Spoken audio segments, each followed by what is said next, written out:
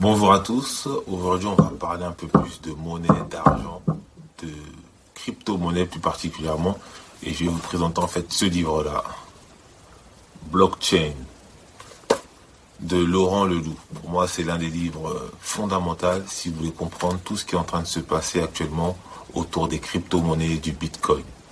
Mais avant cela, il faut d'abord comprendre qu'est-ce qu'est la blockchain. Alors la blockchain c'est quoi? C'est tout simplement un système décentralisé qui permet à un certain nombre d'acteurs en fait de réaliser en fait des opérations. C'est comme un grand livre en fait où toutes les opérations sont inscrites dedans et où les différents acteurs en fait peuvent le consulter pour faire simple. C'est un système en fait désintermédié. Je vais vous donner un exemple tout simple. Avant, si vous vouliez faire une opération entre deux personnes qui veulent échanger 1000 euros, vous passez par votre banque.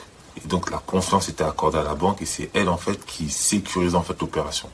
Et ben avec la blockchain en fait on n'a plus besoin de ce tiers en fait qu'on appelle les banques.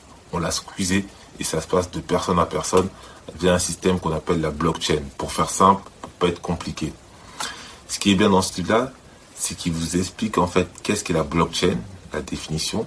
Donc comment c'est né avec un peu d'histoire et comment fonctionne le système. Qu'est-ce qu'est la blockchain aujourd'hui?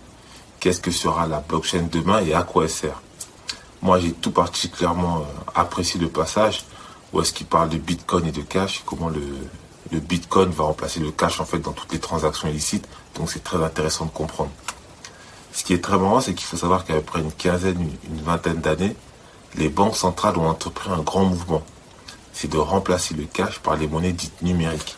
Donc à l'époque, il y avait un petit porte-monnaie qu'on appelait Monéo qui n'avait pas trop fonctionné. Et le but c'était pour payer un peu des petites sommes, moins de 10 euros si je ne me trompe pas, comme le pain. Donc bref. L'idée, c'est de remplacer les monnaies fiduciaires. Donc les monnaies fiduciaires, c'est les billets et les pièces, par une monnaie numérique en fait. Et donc cette monnaie numérique serait toujours contrôlée en fait par les banques centrales via les États.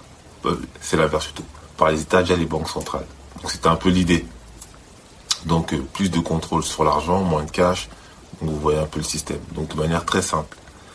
Mais ce qui s'est passé en route, c'est que ça a été court-circuité en fait. C'est que ces monnaies numériques ont switché en crypto-monnaie. C'est-à-dire qu'on a ces monnaies qu'on appelle les monnaies fiat. Les monnaies fiat, en fait, c'est les monnaies qui sont contrôlées par les banques centrales. Les monnaies nationales, en fait, sont contrôlées par les banques centrales, ont été switchées. C'est ce que je vous dis. Ce tiers de confiance a été retiré de l'équation. Donc, je sais que c'est un peu technique. Et du coup, ça se passe de tiers au tiers. Et donc, la blockchain, dans le Bitcoin, en fait, c'est en fait le procédé qui permet en fait de comptabiliser, d'enregistrer en fait toutes les opérations. Donc, pour faire simple. Donc, je trouve que c'est très intéressant de lire ce livre si vous voulez comprendre tout ce qui se passe dans les crypto-monnaies. Parce que j'ai pas mal de gens qui viennent me contacter, qui me demandent comment on fait des investissements en crypto-monnaies, qu'est-ce que c'est que les tokens et tout ça. Et je pense qu'avant ça, avant de se poser la question de quelle monnaie, quelle crypto-monnaie je vais investir, je vais acheter, posez-vous la question de comprendre la technologie, de comprendre la philosophie de cette technologie et à quoi ça sert. Et après, vous pourrez aller beaucoup plus loin. C'est vrai qu'il y a des bitcoins, il y a les stablecoins aussi, il y a pas mal de choses. Donc, interrogez-vous sur la base et allez vraiment step by step.